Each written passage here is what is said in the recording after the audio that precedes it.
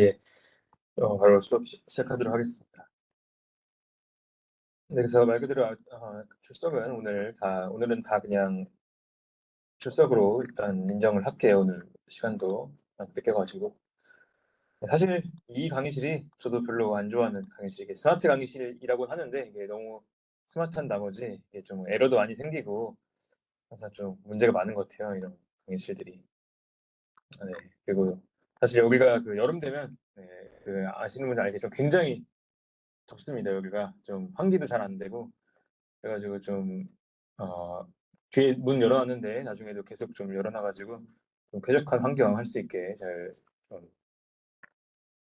환기도 잘 시켜야 될 것 같아요. 이 강의실 보면 항상 여러분 다 이러고 있어요. 거의 한 50 명이 중에 다 이러고 있어요, 여기 보면.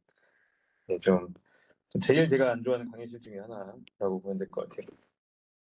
저희가 근데 사람이 많다 보니까 어쩔 수 없이 여기로 배정된 감이 있습니다. 네.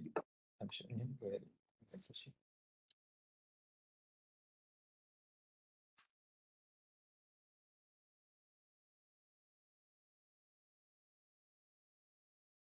잠시만요.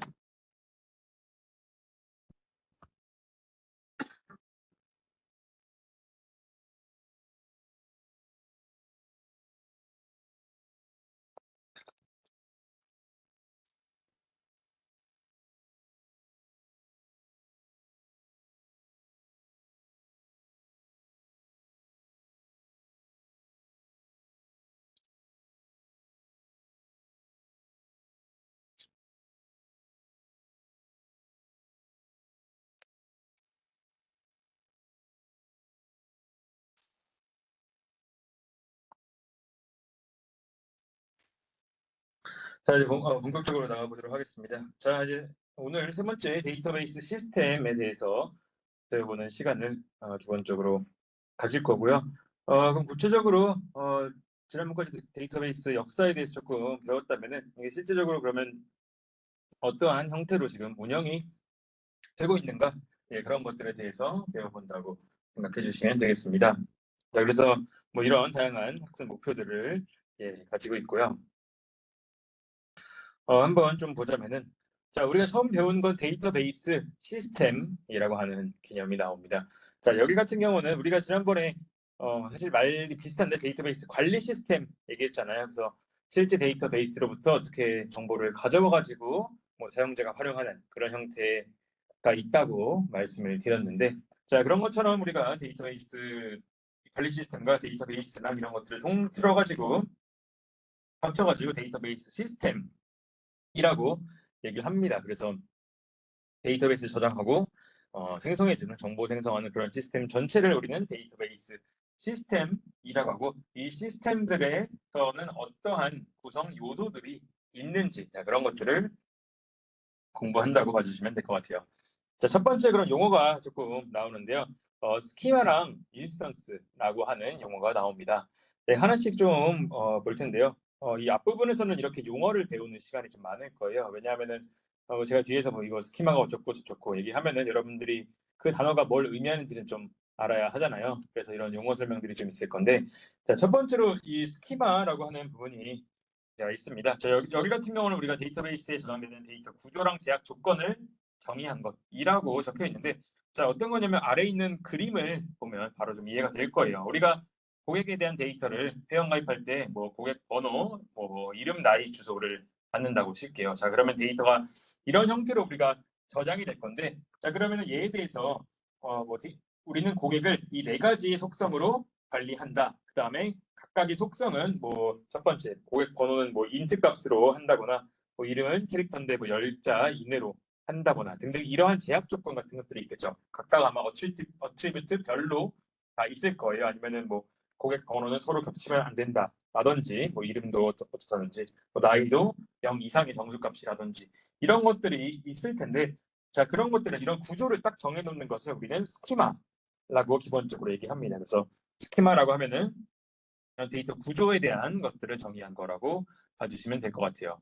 자, 그럼 이 스키마가 있다면은 실제로 데이터들이 그럼 하나씩 들어가서 뭔가 구성을 하겠죠, 데이터베이스가. 그래서 뭐 회원이 100명이면 뭐 100명의 회원이 아래로 쭉 이렇게 나올 텐데, 자, 그럼 그렇게 하나하나씩 들어가는 것들을 우리는 인스턴스라고 얘기합니다. 그래서 거기에 들어간 실제로 저장된 값이 인스턴스라고 봐주시면 될 것 같아요. 그래서 뭐 1번 고객이 어떤 이름이고 나이고 주소고 이런 것들이 인스턴스라고 봐주시면 될 것 같습니다. 자, 그럼 이 데이터베이스에 대해서 봤는데, 그럼 여기에는 구조가 한 3가지 단계가 있다고 알려져 있어요. 그래서 그 단계들에 대해서 하나씩 또 배워볼 거고, 그다음에 얘네들이 이 단계들이 왜 구분이 필요한지 이런 것들에 대해서 좀 배워보도록 하겠습니다. 자, 이거는 뭐 미국에서 표준화 기관에서 제시해가지고 많은 부분에서 공통적으로 쓰고 있는 그런 구조라고 볼 수 있는데요. 자, 첫 번째로 나오는 게 외부 단계라고 하는 개념이 나옵니다. 이 데이터베이스를 바라보는 관점에 대한 거예요. 그래서 첫 번째 관점 같은 경우는 개별 사용자의 관점으로서 얘네를 본다고 나와 있습니다. 자, 대표적으로 어떤 거냐면은 우리가 예를 들어서 이클래스를 예시를 들게요. 자, 그럼 이클래스에서 제가 이클래스를 접속했을 때도 아까 뭐 학생부라든지 여러분들에 대한 정보를 데이터베이스에서 막 가져와서 구성해서 아마 보고 있을 거예요. 그리고 제가 이클래스 같은 거에 들어가더라도 제가 볼 수 있는 정보랑 여러분들이 볼 수 있는 정보는 다르겠죠. 그렇죠. 그러면 이클래스를 통해서 제가 생각하는 데이터베이스의 어떤 구조랑 여러분들이 볼 수 있는 구조가 다르다고 볼 수 있는 거죠. 자, 그래서 각자의 사용자별로 우리는 쓸 수 있는 형태가 다른 거예요. 저도 다르고 여러분도 다르고 당연히 뭐 직원도 다르고 다르겠죠. 자, 그런 것들을 우리가 외부 단계라고 합니다. 그래서 우리가 개별 사용자의 입장에서 저는 데이터베이스에서 이런 부분만 필요해서 구성해서 뭐 분석하든 뭐 앱을 개발하든 뭐를 할 텐데, 자, 그런 부분에서 우리가 이런 것들을 우리가 외부 단계라고 한다고 생각해 주시면 될 것 같아요. 자, 그 다음에 두 번째로 그런 게 있다면 두 번째로는 개념 단계라고 하는 게 나옵니다. 뒤에서 배울 건데, 자, 그럼 개념 단계는 뭐냐? 한마디로 저희가 외부에서 사용자가 한 명씩 쓰는 게 아니라 전체 이 동국대학교 이 클래스에 해당하는 모든 이런 뭐 데이터베이스가 있겠죠. 그런 것들을 통틀어서 하나의 스키마로 보고 그 형태를 가지고 어떤 보는 관점을 개념 단계라고 볼 수 있겠습니다. 그래서 어떻게 보면 약간 정보처 같은 느낌인 거죠. 정보처에서 관리를 해가지고 전체 지금 데이터베이스를 이런 형태로 구성되어 있다. 자, 이런 형태에서 데이터베이스를 바라보는 관점이 개념 단계의 데이터베이스, 조직 전체의 관점에서 바라본다. 이렇게 생각할 수가 있겠습니다. 자, 그 다음에 세 번째로 또 볼 수 있는 게 뭐냐면은 내부 단계라고 하는 부분이 있어요. 자, 얘 같은 경우는 조금 더 딥하게 이 데이터베이스 관련된 부분으로서 실제로 뭐 정보처 직원들 중에서도 정말 DB 전문가가 한 명 있겠죠. 그렇죠. 그래서 이 DB를 정말 설계하고 뭐 하드디스크가 가득 차면 뭐 옆에 뭐 늘린다던가 아니면은 뭐 옮긴다던가 하드디스크 뭐 관리 형태를 조금 개선시킨다던가 이런 것들을 담당할 정말 데이터 전문가가 있겠죠. 자, 그런 사람들이 보는 관점이 마지막 좀 더 들어가서 내부 단계라고 보는 거죠. 내부 단계에서 보는 거는 자, 그럼 물리적인 저장 장치 측면에서 이 데이터베이스는 지금 어떻게 구성되어 있는가 이거를 보는 게 세 번째 내부 단계라고 볼 수 있겠습니다. 그래서 똑같은 데이터베이스가 있지만 각자의 사용자별로 내가 지금 접근할 수 있는 단계가 다르고 볼 수 있는 개념이 조금 다르다. 이 형태로 세 가지를 구분해 놓은 거라고 볼 수가 있겠습니다. 그래서 어 그래서 서로 다른 추상화라고 나오는데 어떻게 좀 개념적으로 이것을 바라보는지 그런 것들이 좀 달라진다라고 볼 수 있을 것 같아요.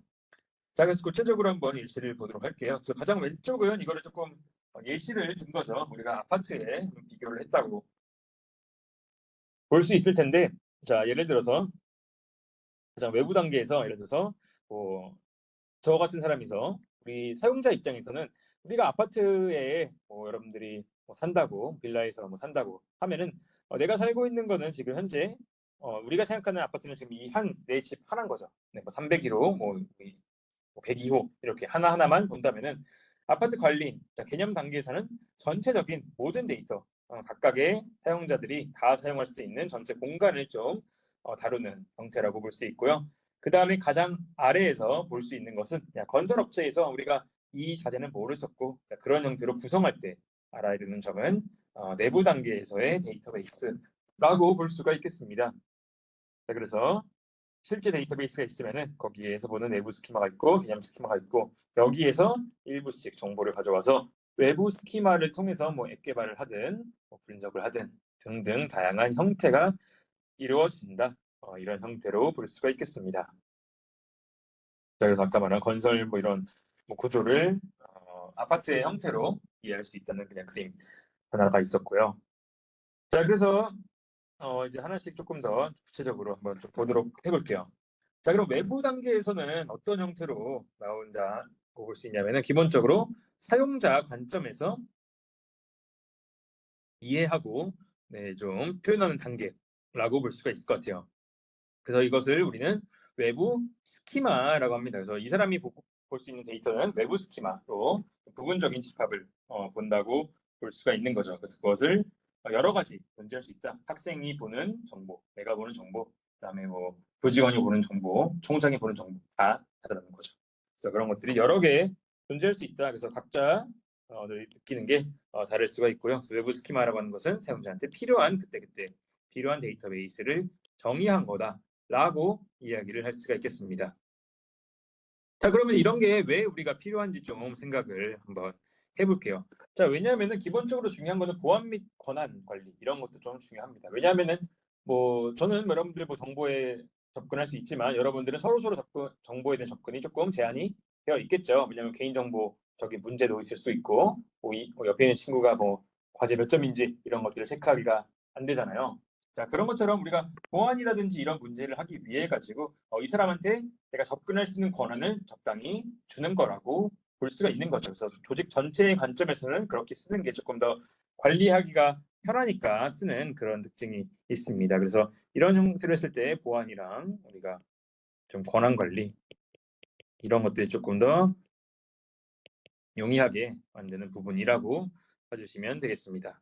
그다음에 여러 가지 정의할 수 있다는 것이 또 다른 특징이라고 볼 수 있고요. 그다음에 여기서 얘기한 건 또 서브 스키마라고도 얘기합니다. 보통 이렇게 서브가 들어가는 것은 약간 부분 집합 같은 걸 때 뭐 서브셋 이런 형태로 하는데 원래 있던 스키마 중에서 일부분을 가져와서 서브 스키마 이런 형태로도 또 얘기할 수 있다고 볼 수가 있겠습니다. 그래서 여기서도 중요한 거는 어느 정도 뒤에서도 얘기하겠지만 독립적으로 또 돌아가야 된다는 측면이 있어요. 자, 이 독립성은 뭐냐면은 자, 외부 스키마의 입장에서는 안에서 내부의 구조가 어떤 식으로 변경되든 안 되든 그대로 돌아가야 한다는 기본적인 개념을 가지고 있습니다. 그래서 서로 독립적으로 마지막에 외부 단계에서는 움직여야 한다. 이런 특징을 또 가질 수 있다라고 볼 수 있겠습니다.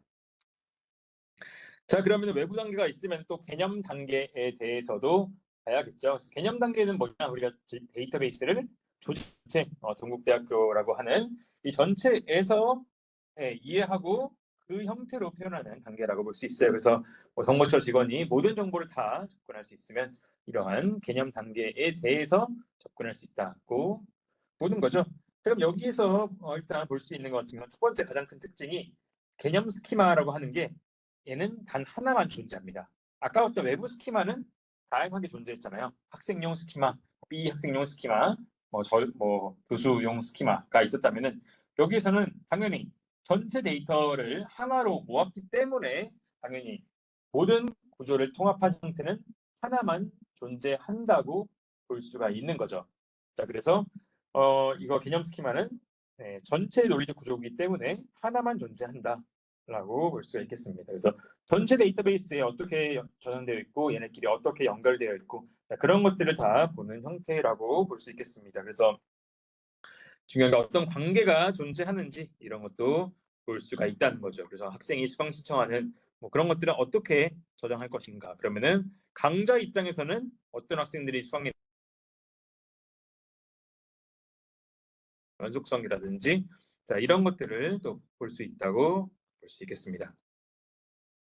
자, 그래서 뭐 이런 형태가 나온다고 볼 수 있고요. 자, 이런 형태를 우리가 또 관리해야 되는 이유는 여기도 아까 비슷하게 뭐 중앙 집중을 해가지고 보안이라든지 이런 것도 관리할 수 있고요. 무결성, 뭐 문제가 없는지 그런 경우도 한 번에 모아놓고 체크하면 조금 더 잘 체크할 수 있는 그런 형태가 있을 수 있다고 볼 수 있겠습니다. 그래서 전반적인 큰 그림을 좀 보는 형태라고 봐주시면 될 것 같아요.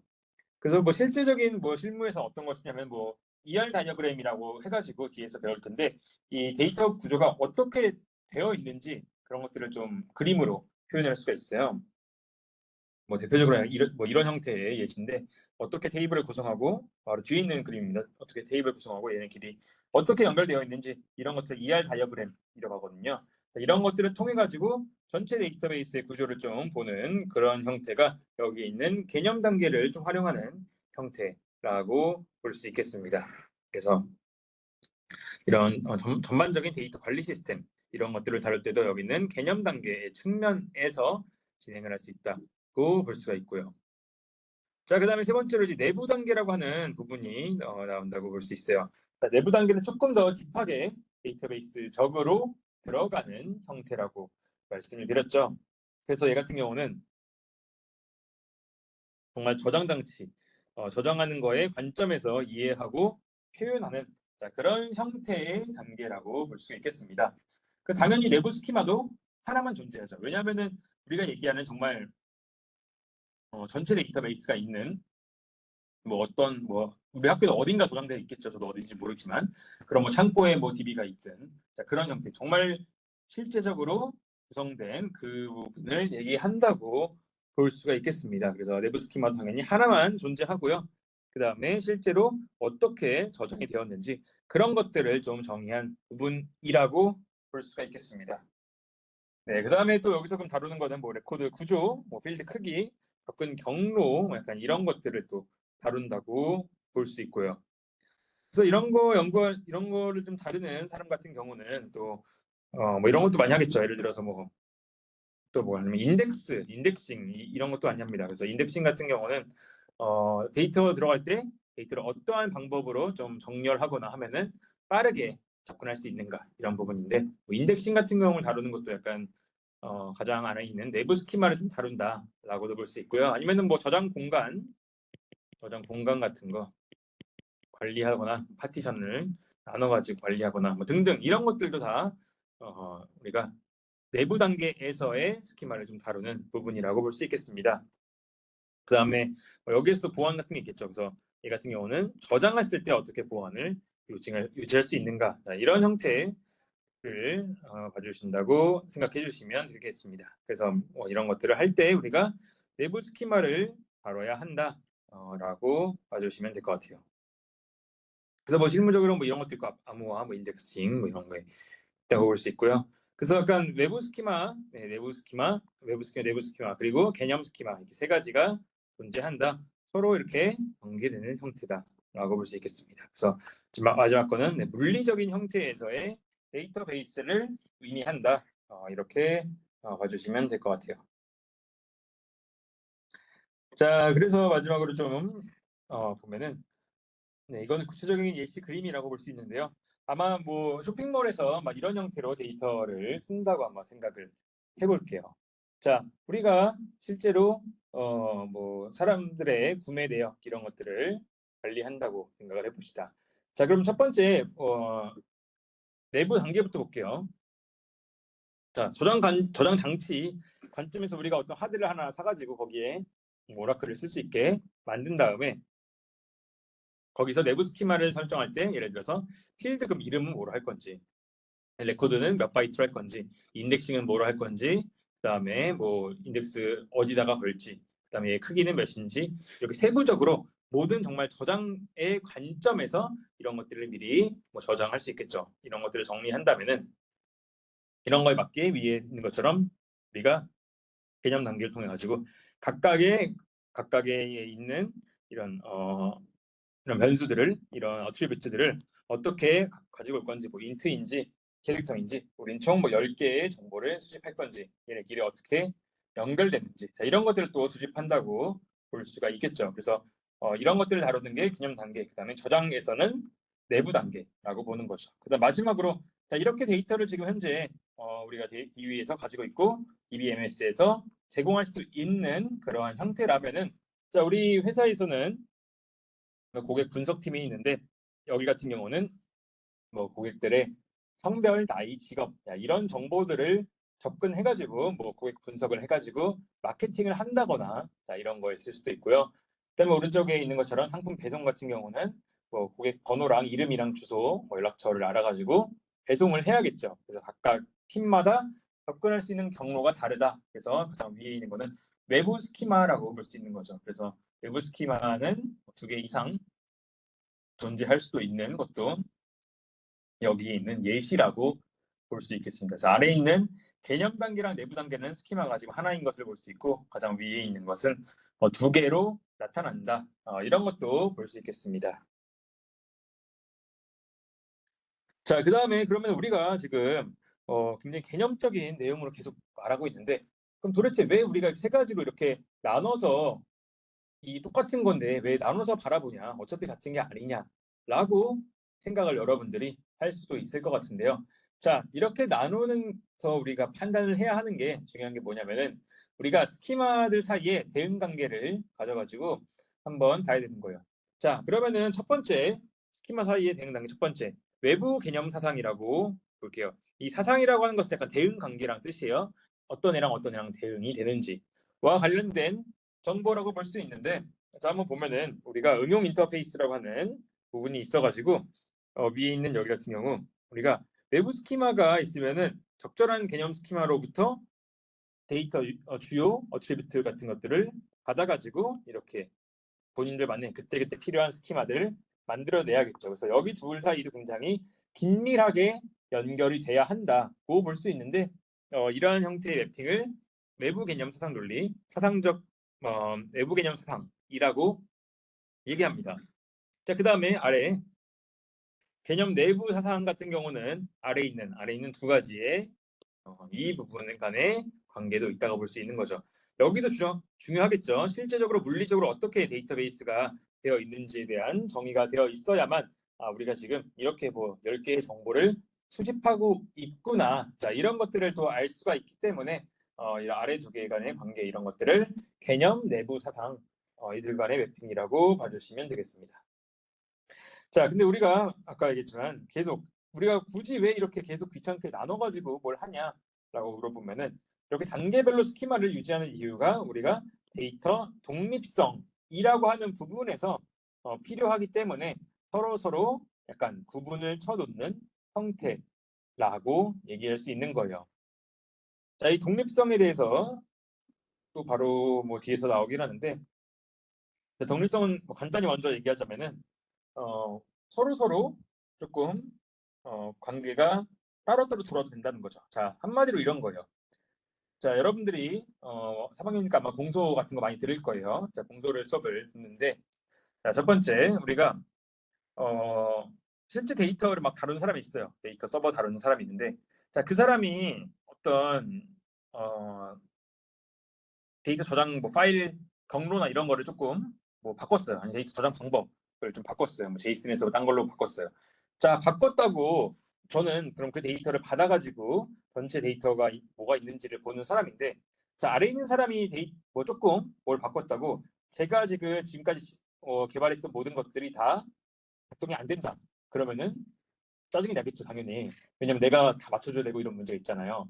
그래서 이 독립성이라는 게 뭐냐면은, 자, 아래 있는 사람이 네, 활용할 때 아래 있는 네, 물리적으로 저장된 데이터베이스 내부 단계에서 사람들이 어떤 수정을 하더라도 위에 있는 개념 단계에 있는 사람들은 그거에 상관없이 모든 게 다 돌아가야 한다는 뜻인 거예요.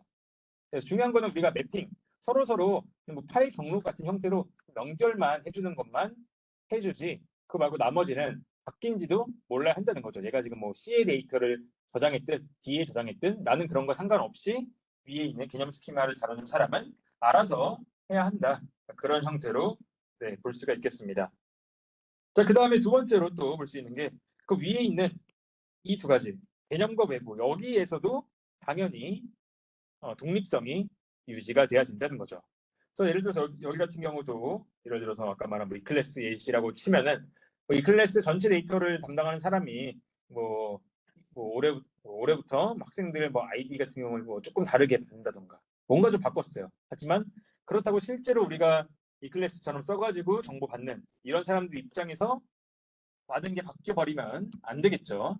물론 지금 학교가 잘 되어 있는지 모르겠지만 아무튼 자, 그래가지고 각자 서로 약간 맨손이 한 일은 오른손이 모르게 하는 것처럼 서로 학교도 모르게 독립적으로 다 존재해야 된다. 그래서 다른 사람이 일하기 좋게 가져다 줘야 한다. 그런 개념이라고 볼 수 있는 거죠. 그래서 서로 이 세 가지는 모르게 돌아가야 한다라는 형태로 봐주시면 되겠습니다. 자, 구조의 예시를 조금 더 보도록 할게요. 자, 여러분들이 수강 신청에 대해서 한번 다뤄본다고 생각을 한번 해볼게요. 자, 수강 신청 같은 경우에 이렇게 학교에 굉장히 복잡한 시스템이 있겠죠. 뭐 엄청나게 많은 사람들을 트랜잭션도 관리하고 뭐 이런 여러분들 뭐 수강 신청 힘들게 다 하시는 걸로 알고 있는데, 자, 수강 신청했을 때 그러면은 여러분들이 뭐 엔드림스나 어디 들어가서 수강 신청할 텐데 여러분들에게 지금 제공되는 정보랑 제가 지금 제공받는 정보가 조금 다를 수는 있겠죠. 자, 그래서 뭐 학생들은 예를 들어서 뭐 학생이 있고 이 학생이 어디에 등록했는지, 어떤 강좌에 들어갔고 그 강좌는 정확한 이름이 뭐고 학점이 뭔지, 자, 이런 정보가 학생은 접근이 가능하다면은, 저 같은 경우는 뭐 교수 정보가 있고 강좌 정보, 과목, 강의실, 자, 이런 정보에 대해서 접근이 가능하다고 하는 거죠. 이거는 학교 행정팀에서 각자 학생이나 교수라고 하는 그런 롤 역할에 맞게 외부 스키마를 짜가지고 데이터를 제공을 해준 거죠. 그래서 저희 입장에서는 이런 형태가 제공됐다고 볼 수 있는 거죠. 근데 실제로 이렇게 되어 있지만 이거를 우리가 개념 스키마의 단계에서 한번 보자면은 이 그림처럼 생겼다는 거죠. 그래서 학생 뭐 등록 강의실, 교수 강좌, 과목 이런 것들이 다 사실 엮여서 큰 하나의 데이터베이스를 이루고 있다. 이렇게 볼 수 있겠습니다. 이런 형태로 구성되어 있다고 볼 수가 있을 것 같고요. 그다음에 실제적으로 뭐 이렇게 데이터 6개가 있는 거를 알고 있지만 정말로 어디다가 어떻게 저장되어 있는지, 자, 그런 정보까지 포함해서 표기하자면은 얘는 내부 스키마가 돼가지고 뭐 이런 뭐 여기도 사실 별 내용 없죠. 지금 뭐 캐릭터 이런 정도인데 뭐 더 자세히 얘는 뭐 1번 파티션 어디에 저장되어 있다, 인덱싱은 뭐가 되어 있다, 뭐 용량은 어떻게 된다 등등 이런 것들을 관리하는 게 내부 스키마라고 볼 수 있겠습니다. 그래서 전체적인 구조는 내부 스키마가 있고 개념 스키마가 있고 거기에서부터 나온 사용자 개개인별로 필요한 외부 스키마가 몇 가지 이렇게 나왔다라고 볼 수가 있는 거예요. 자, 그다음에 또 한번 좀 보도록 하겠습니다. 그래서 데이터 독립성 중요하다고 나오는데, 그래서 하위 스키마, 그러니까 여기서 아래에 있는 게 하위 스키마예요. 하위 스키마를 변경하더라도 상위 스키마가 당연히 영향을 받지 않아야 한다. 이게 있어야 된다고 볼 수 있고요. 그래서 그럼 여기도 당연히 데이터 독립성인 측면에서도 두 가지가 있겠죠. 제일 아래에 있는 내부와 개념 사이도 있고 개념과 외부 사이에도 있다고 볼 수 있겠습니다. 자, 개념과 외부 사이에서는 우리가 여기에서 존재하는 데이터 독립성을 얘기해 보자면 얘는 논리적 데이터 독립성이라고 얘기합니다. 자, 얘는 개념 스키마, 우리가 어떻게 데이터를 저장하고 뭐 새롭게 뭐 컬럼을 추가하고 이런 거에 상관없이 외부 스키마는 영향받지 않고, 물론 뭐 점검 기간 이런 게 뭐 있을 수도 있지만 영향받지 않고 활용해야 한다는 개념이라고 볼 수 있고요. 바뀌면은 모든 걸 바꾸는 게 아니라 정말 그 매핑 사상만 조금, 이 매핑하는 부분만 조금 수정해 주면은 문제 없이 돌아갈 수 있게 해줘야 한다는 부분입니다. 자, 그다음에 그 아래에 있는 것도 물리적 데이터 독립성이라고 하는 것은, 물리적이라는 게 뭔가 실제로 뭐 저장 장치를 저장하거나 그런 느낌이 들죠. 그래서 여기도 내부 스키마가 변경되더라도 개념 스키마 이런 부분은 영향을 받지 않아야 한다는 내용입니다. 그래서 내부 스키마가 바뀌면은 이런 여기도 똑같이 매핑 부분만 바꿔주면은 서로 연결이 되게 만들어야 한다라고 하는 이런 개념적인 내용을 다루고 있습니다. 자, 그 다음에 좀 더 뒤로 가볼게요. 자, 그 다음에 데이터 사전이라고 하는 게 나오는데요. 얘는 뭐 다른 말로는 뭐 시스템 카탈로그라고도 얘기하고요. 자, 이건 뭐냐? 데이터베이스에 데이터 당연히 저장이 될 텐데 그 데이터는 어떠한 형태로 저장되었는지에 대한 정보를 가지고 있는 거예요. 그래서 우리가 메타데이터를 유지하는 데이터베이스라고 하는데, 메타데이터는 뭐냐? 데이터에 대한 데이터. 이 데이터는 어떤 데이터인지를 설명하는 그런 데이터라고 봐주시면 될 것 같아요. 그런 걸 메타데이터라고 하거든요. 그리고 대표적으로는 뭐 파일 같은 거를 봐서 보면은 메타데이터가 있잖아요.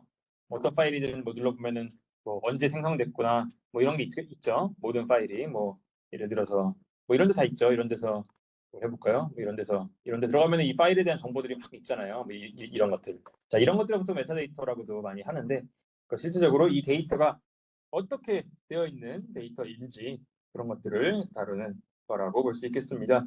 그래서 데이터가 참고해야 되는 스키마랑 사상 어떻게 연결되어 있는지, 그리고 제약 조건, 뭐 비밀번호에 뭐 느낌, 뭐 특수 문자가 있어야 되는지, 열 글자는 돼야 되는 건지, 자, 그런 것들을 저장해야 한다고 볼 수 있겠습니다. 그래서 데이터 사정 같은 경우는 내부 스키마를 정의하면은 자연스럽게 또 생성해가지고 유지돼가지고 어떻게 됐는지를 볼 수 있고요.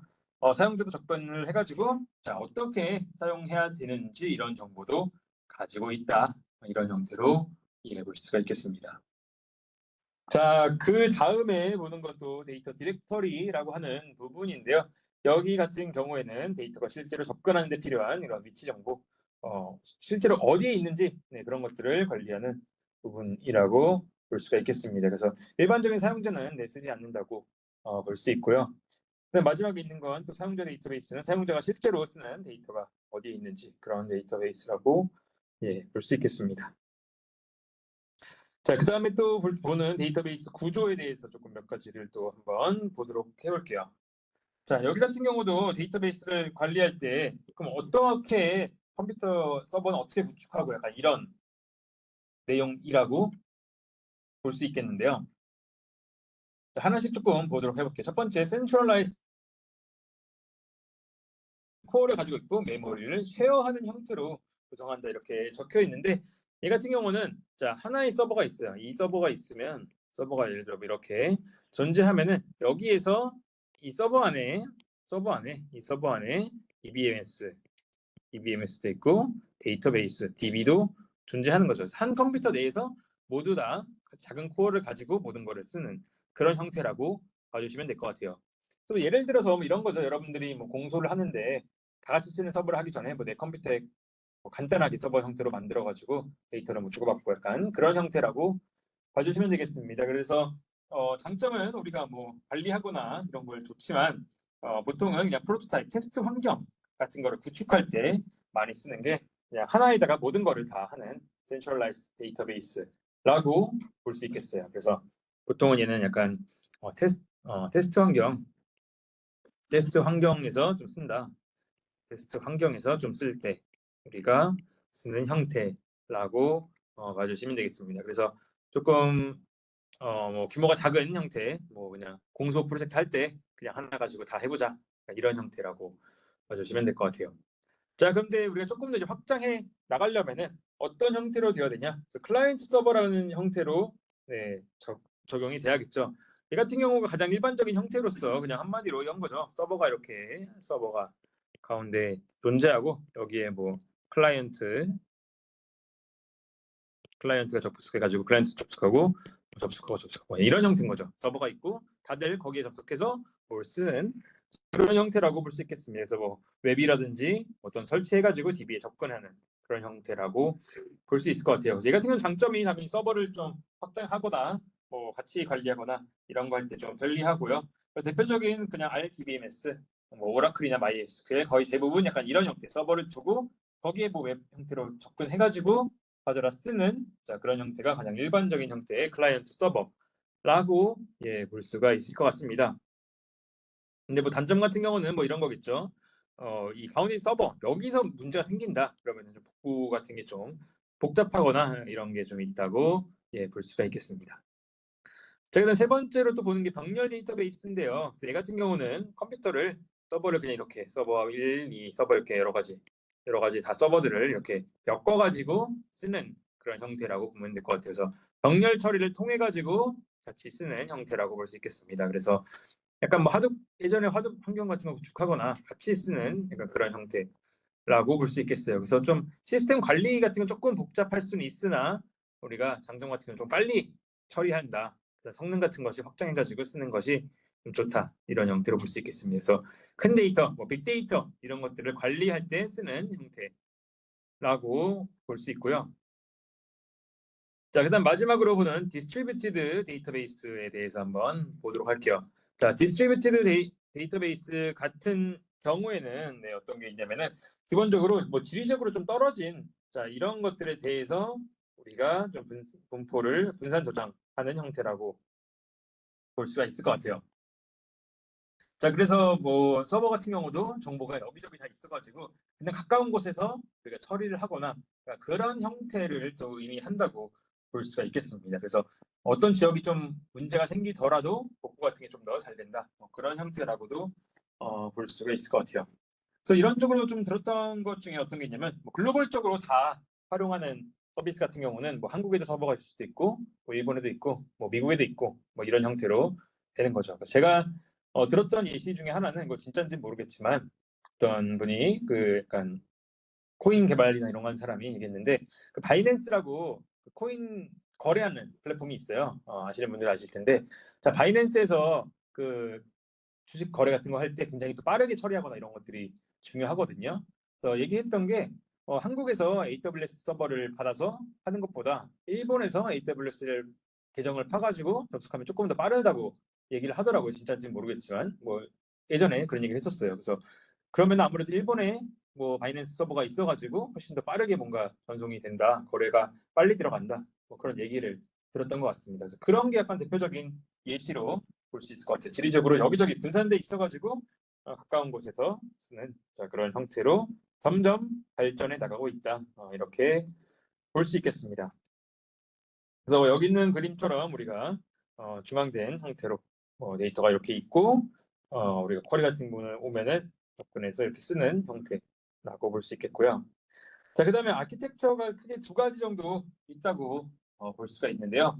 2티어 아키텍처와 3티어 아키텍처. 얘는 뭐냐면은 사용자가 우리가 이제 실제로 데이터베이스 시스템을 쓴다고 했을 때 이것도 직접 연결해서 쓰는 건지 클라이언트로 해서 쓰는 건지 아니면은 중간에 우리가 또 다른 어떤 관리해줄 수 있는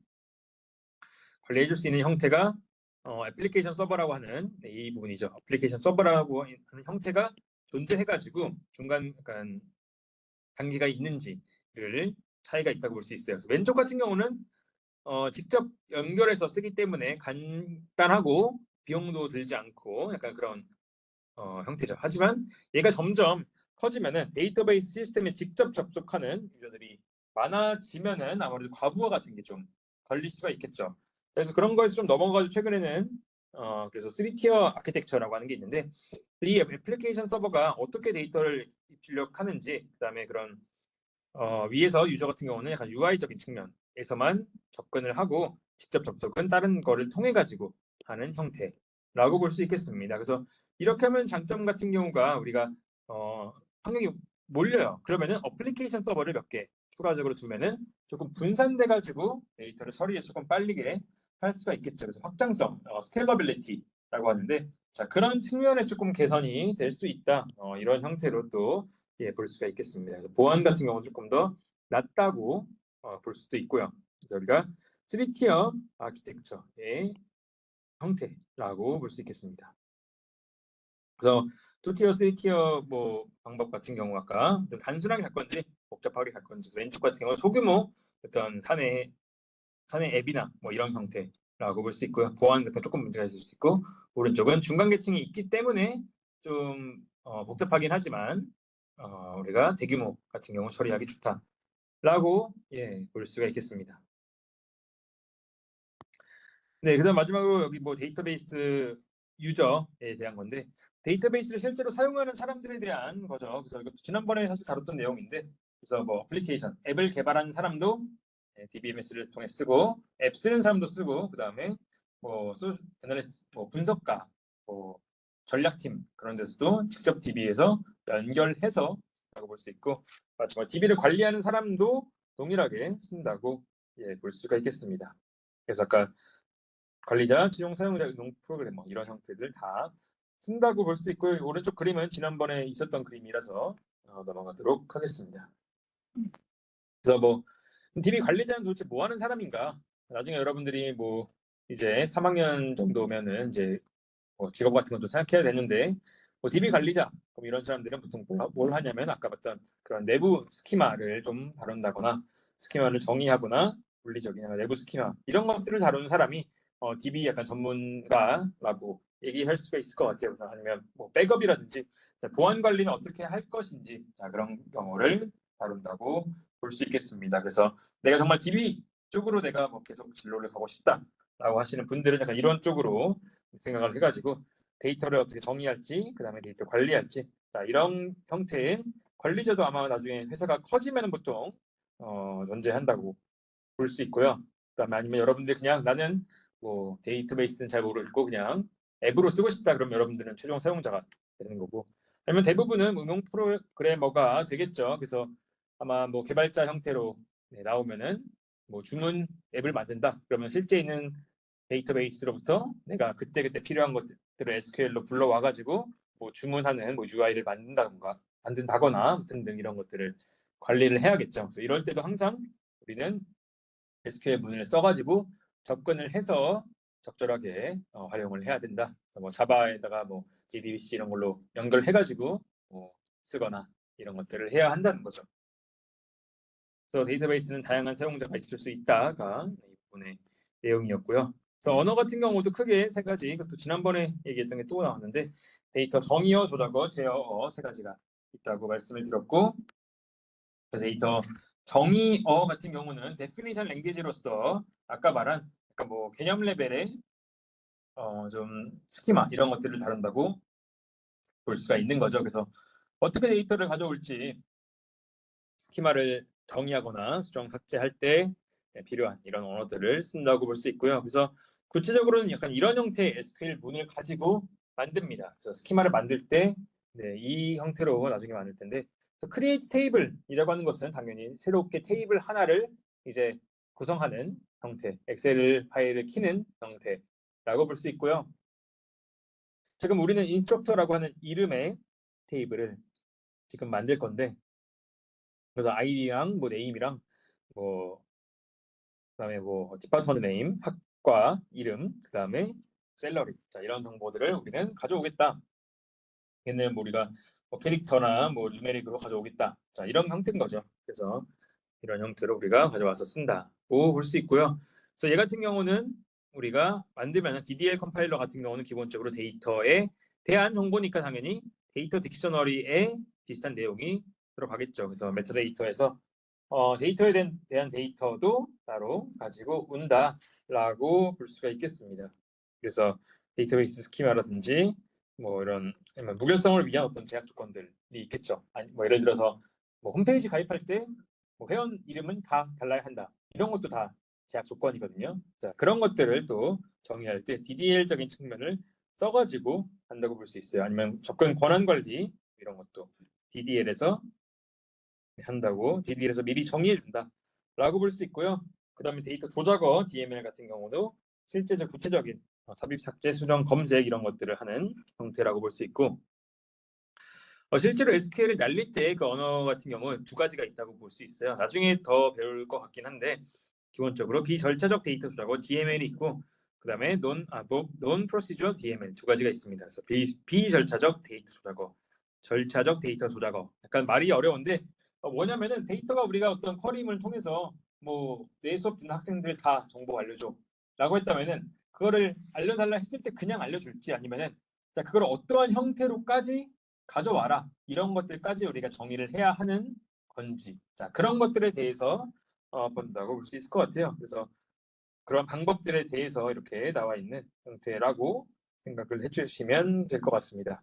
그래서 아래 거는 뭐 선언적 언어, 말만 하면 가져다주는 그런 형태라고 봐주시면 될 것 같아요. 뒤에 예시를 보면 조금 직관적으로 이해될 수도 있을 것 같은데, 그래서 뭐 두부를 사와야 되는데 내가 직접 두부를 사와 그래서 알아서 갖다 주면 걔는 비절차적 조작어고요.